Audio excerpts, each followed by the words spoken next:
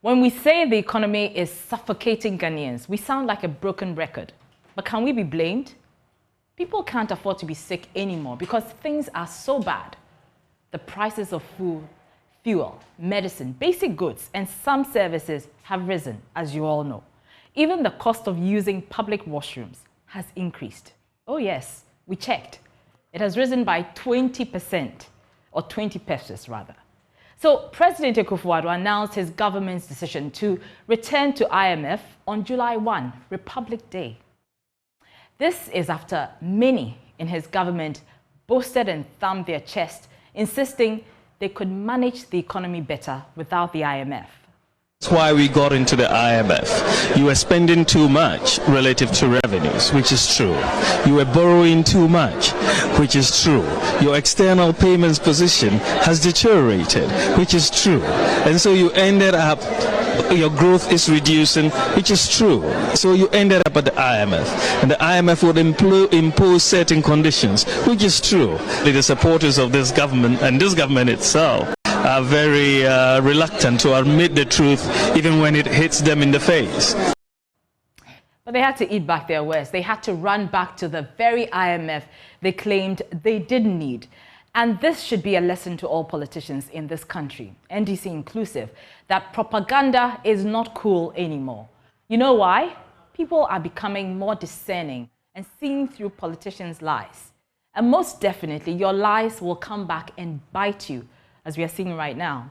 So back to the IMF. Clearly, many Ghanaians were disappointed with the government because we believed they could weather whatever financial storms we were confronted with. But everything seems broken now, and Ghanaians are angry, and justifiably so. Well-meaning Ghanaians hope that Dr. Bawumia, who some have described as the economic messiah, would say something and put out the fires that had sparked in us. Instead, he did the opposite. Ask a carpenter to roof your house.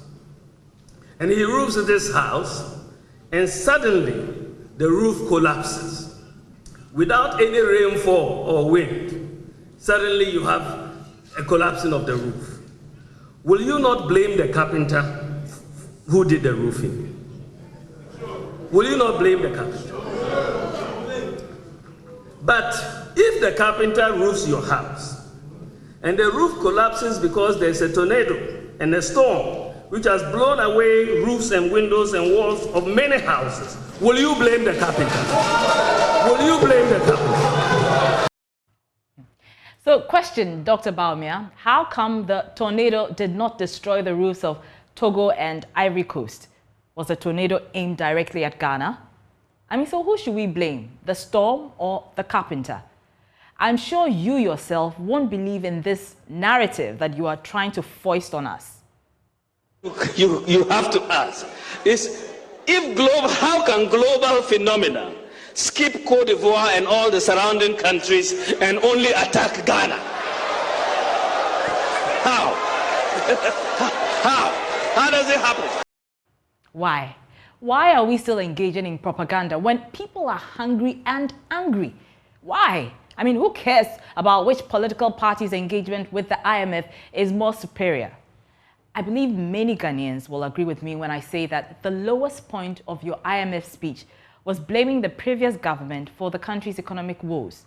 But this is the very reason Ghanaians voted for the NPP in 2016, to clean the mess you say your opponents had created. So why are you blaming the NDC for your shortcomings or your government's gross incompetence? Dr. Bawumia, you have been in charge of the economic management team for 6 years. 6. Or is it the case that you're not really in charge? Are you being undermined? Well, I guess we'll never know. Your speech was a disappointment for many who were eagerly anticipating what you had to say. In fact, some actually believed you were going to apologize to Ghanaians. I think it's safe to say that that apology won't happen anytime soon, given the kind of politics we practice in these parts. The politics where people will tell you the hard truth, or rather not tell you the hard truth, to your face and cheer you on even though you are on the wrong path. Give me 1,000 interchanges and a Ghana card. I'll choose the Ghana card because it has more impact on the Clearly, Mr. Vice President, you are not in touch with the realities on the ground. Dr. Bawumia, what the people were looking forward to was an admission that your government made mistakes and an assurance of how you intend to get us out of this economic quagmire. You may not have apologized, but it's not too late. Perhaps you are paralyzed by the fear that your opponents will mock you. But remember, Ghanaians may forgive you. A genuine apology softens the heart. I mean, I'm a woman, and I know, so it's not too late.